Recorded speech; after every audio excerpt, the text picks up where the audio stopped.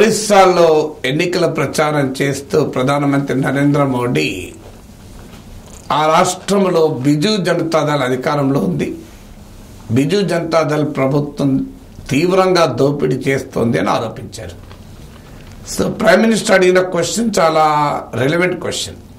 ఒడిశాకు నీటి వసతి ఉంది, ఖనిజ నిక్షేపాలున్నాయి, సారవంతమైన నేలలున్నాయి, తీర ప్రాంతం ఉంది. అయినా ఇక్కడ ప్రజలు ఎందుకు పేదలుగా ఉన్నారు? మంచి సంస్కృతి, చరిత్ర కూడా ఉంది. అన్నీ ఉన్న ఒడిశా ఎందుకు పేదరికంలో ఉంది? ఈ ప్రశ్న ప్రైమ్ మినిస్టర్ అడిగాడు. వాస్తవంగా ఈ ప్రశ్న ఒడిశాకే కాదు, బీహార్ కూడా వర్తిస్తుంది. మంచి భూములుండి కూడా బీహార్ ఇవాళ దివాలా తీసిన రాష్ట్రంగా ఉంది. మనకు దేశంలో ఎక్కడైనా చూడండి బీహార్, ఒరిస్సా లేబర్ కనబడతారు. ఈ ప్రశ్నకు ఎవరికి అభ్యంతరం లేదు. కానీ దానికి ఆన్సర్ చెప్తూ ప్రైమ్ మినిస్టర్ అనేది స్వాతంత్రం వచ్చినప్పటి నుంచి కాంగ్రెస్, బిజు జనతాదళ్ ఈ రాష్ట్రాన్ని పాలించాయి. వీరు చేసినటువంటి దోపిడీ వల్లనే రాష్ట్రం ఈ గతిన పడింది. ముఖ్యమంత్రి నవీన్ పట్నాయక్ నియోజకవర్గంలో ప్రజలు పొట్టచేత పట్టుకుని ఉపాధి కొరకు వలస వెళ్తారు. కానీ చోటా మోటా బీజేడీ నాయకులకు కూడా పెద్ద పెద్ద బంగళాలు ఉన్నాయి అన్నది ప్రైమ్ మినిస్టర్ విమర్శ. ఇది కూడా రైటే. కానీ ప్రైమ్ మినిస్టర్ తనకు తాను ఆత్మ పరిశీలన చేసుకోవాల్సిన అంశం ఏంటంటే, ఇదే బిజు జనతాదళ్తో పొత్తుకు బీజేపీ పెద్ద ప్రయత్నం చేసింది. ఆ ప్రయత్నం విఫలమైనాక బీజేపీ, బీజేడీలు విడివిడిగా పోటీ చేస్తున్నాయి. ఈ 10 ఏళ్ల కాలంలో పార్లమెంట్లో అనేక అంశాలపైన బిజు జనతాదళ్ బీజేపీకి అండగా నిలిచింది.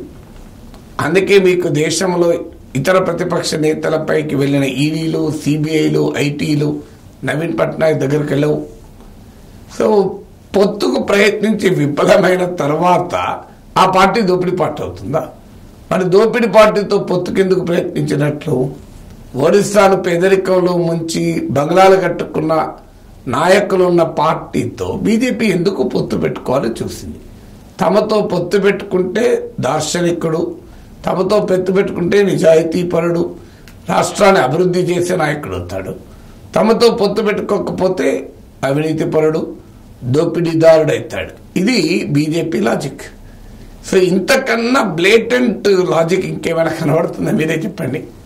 ఒకవేళ అంత దోపిడీ చేసిన పార్టీ అయితే బీజేపీ దూరం పెట్టాలి కదా. సో పొత్తు పెట్టుకోవడానికి చివరి వరకు ప్రయత్నాలు జరిగాయి కదా. సీట్ల సర్దుబాటు కుదరక పోయింది. పార్లమెంట్లో అవిశ్వాస తీర్మానం బీజేపీ ప్రభుత్వం పైన పెడితే అండగా నిలిచింది వైఎస్ఆర్ కాంగ్రెస్, తెలుగుదేశంతో పాటు బిజు జనతాదళ్ కూడా అండగా నిలిచింది. వైఎస్ఆర్ కాంగ్రెస్, బిజు జనతాదళ్ ఈ 5 ఏళ్ల కాలంలో నాన్ ఎన్డీఏ అలయన్స్, ఎన్డీఏ మిత్రపక్షాలుగా బీజేపీతో కలిసి ఉన్నాయే కదా. సో ఇప్పుడు వచ్చి ఒరిస్సాలో బిజు జనతాదళ్ ప్రభుత్వాన్ని, నవీన్ పట్నాయక్ ప్రభుత్వాన్ని దోపిడీ ప్రభుత్వంగా వర్ణించడం అంటే ఇది డబుల్ స్టాండర్డ్స్ కాదా? అయితే ఇది ఒరిస్సాకే పరిమితం. చంద్రబాబు నాయుడును తీవ్రంగా ఇలాగే అవినీతి పరుడని మోడీ విమర్శించారు. పోలవరంకు ఏటీఎం కరే అన్నారు. అవన్నీ వీడియోలు ఇప్పుడు సోషల్ మీడియాలో ఉన్నాయి. చంద్రబాబు నాయుడు నాశనం చేశారు రాష్ట్రాన్ని అన్నాడు. సన్ రైజ్ స్టేట్ అన్నాడు. కానీ సన్ రైజ్ స్టేట్ SON తన కొడుకును పైకి లేపడానికి మాత్రమే పనిచేశాడన్నాడు. ఇవన్నీ అని ఇప్పుడు మళ్ళీ చంద్రబాబు నాయుడుతో పొత్తు పెట్టుకుని ఆయన నాయకత్వంలో ఆంధ్రప్రదేశ్ ఉరుకులు పరుగులు తీస్తుంది అని సర్టిఫికెట్లు ఇస్తున్నారు. కర్ణాటకలో ఇదే చేశారు. అసెంబ్లీ ఎన్నికల సమయంలో బేట్ ఆర్ బాప్ లూట్ కరే అన్నారు. మళ్ళీ ఎన్నికలు అయిపోయిన వెంటనే లోక్సభ ఎన్నికలకు బేటా ఆర్ బాప్తో మళ్ళీ సూట్ బూట్ వేసుకొని హాయిగా తిరుగుతున్నారు. సో ఇలా ఒక్క రాష్ట్రంలో కాదు, అనేక రాష్ట్రాల్లో అజిత్ పవార్ మహారాష్ట్రలో 70,000 కోట్ల కుంభకోణం చేశారని విమర్శించారు. ఆ అజిత్ పవార్ శరద్ పవార్ పై తిరుగుబాటు చేసి ఎన్సీపీని చీల్చి సొంతగా ఆయనే ఎన్సీపీగా ప్రకటించుకున్నాక ఎన్డీఏలో చేరడంతోనే అతను ఆర్థిక మంత్రి అయ్యాడు. ఇలా ప్రతి రాష్ట్రంలోనూ తమతో పొత్తు పెట్టుకుంటే వారు మంచివారు, తమతో పొత్తు పెట్టుకోకపోతే వారు చెడ్డవారు. తమతో పొత్తు పెట్టుకున్నంటే వాళ్ళు నీతివంతులు, నిజాయితీ పరులు. పొత్తు పెట్టుకోకపోతే అవినీతి పరులు, దోపిడీదారులు. ఇది మోడీ లాజిక్, మోడీ కా గ్యారంటీ.